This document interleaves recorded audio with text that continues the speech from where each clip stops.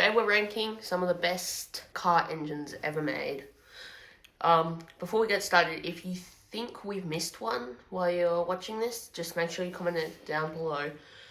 And yeah, maybe we'll do a video telling you where we put them. But anyway. For today, we may as well get into the rankings because this is Cars_Mad and this is what we do best. There is plenty of car engines here, and as always, we'll select them at random and put them somewhere either very up high, which means we love them and they're the best, or really down low, which means they suck, or somewhere in the middle. Let's kick it off. So, let's pick the first engine. Before we do, make sure you subscribe. Do it. Anyway, the first engine is the 2JZ GTE. Now, do we think this is great? Do we think this is yuck? Or do we think it's somewhere in the middle? So it's a very well-known engine, right? Mm-hmm. I think it's a bit overrated, if I'm honest. And what are we... Since it's our first engine, I'll put it right in the middle. Yeah, why not? And what are we kind of looking for in an engine here? Is it to do with ability to swap? Is it to do with just the actual performance of the engine itself? Yeah, is it to do with and reliability? how much power it can handle. Okay. Plus reliability. 2JZ is known for being a pretty robust engine, but like, it's so overrated. It's so expensive. Exactly. So it goes smack bang in the middle. Let's move it along. The next engine is the SR20 DET. Okay.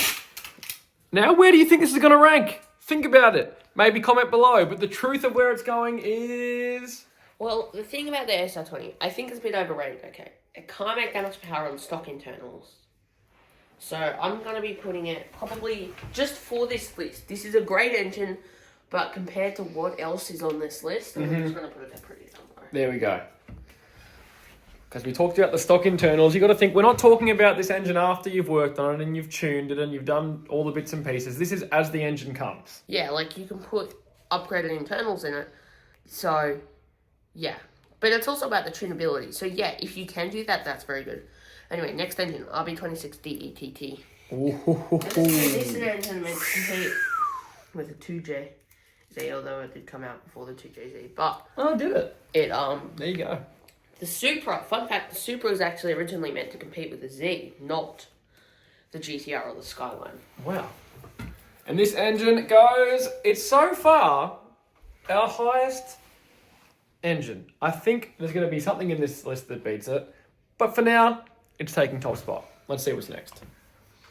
BMW B58. Now this engine is in the new Supra. 2JZ was in the old Supra. And a lot of people hate this engine because it's a new one, but I think it's far better. Okay, it's got way more tech, it's got more power, and you can get more power out of it. Like, sounding positive, people. Sounding positive. I think,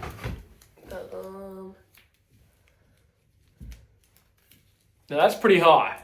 It's going to take a bit to beat that. Let's see if it can happen. We still have plenty of engines left. LS1. The LS1.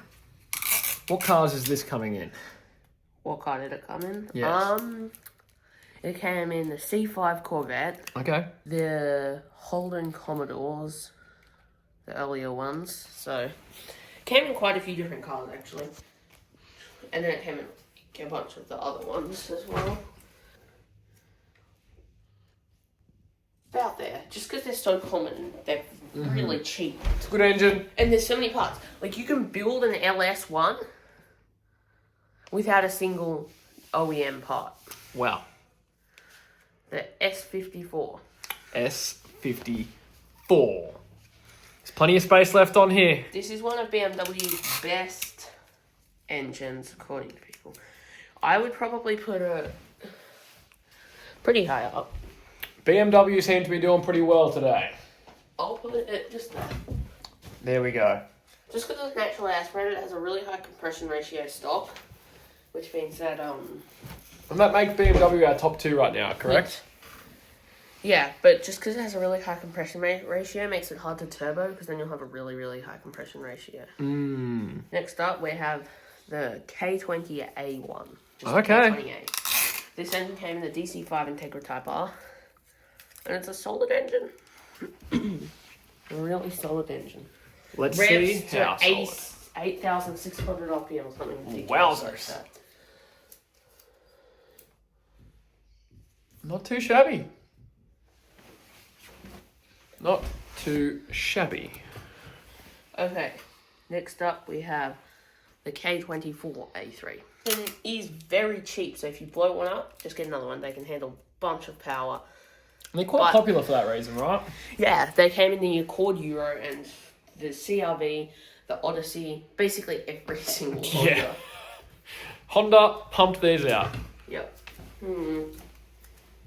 I'll put it right about there. And how many do we have left? 1, 2, 3, 4 more engines. Let's see. LS3. Can we beat? Now, this top. engine's more expensive. It's a newer engine. But I do believe that it is probably better than the LS1. But because it's quite expensive, I'll put it just below the LS1. Just because it's quite expensive. And it is a 6.2 litre engine over 5.7. Yes. Next up, we have the LS2. LS2. Now, this, in my opinion, is probably the best balance of cost versus how much LS you get. It's because the LS1 is a 5.7, this is a 6, LS3 is a 6.2. There we go. This one is going to go right about there. But it's definitely better than all the other LSs. But in terms of cost, not great for a swap. I mean, it is great for a swap, just expensive. Next up, we have the Ford Coyote 5 litre V8. These engines are great. They can handle tons of power. Yeah. This is our final one. So, Where do you think it's going to go? Comment below. And right smack bang in the middle. now, I'd like to point out, okay, we left the Dodge Hemis out, Yes. kind of on purpose. In terms of swaps, not many people swap them as much as LSs. But, But if you're so passionate about them and you really want to see us talk about them, comment that below. Maybe we can make a video on them. yeah, exactly. So, yeah, I think that the reason we left the Dodge Hemis out is because they're not really in the same class. These are great swappable, semi-affordable engines. So, yeah, kind of a difference between the Hemis. I do love Hemis, though, so if you want me to do a video on them, make sure you comment below. Goodbye, subscribe.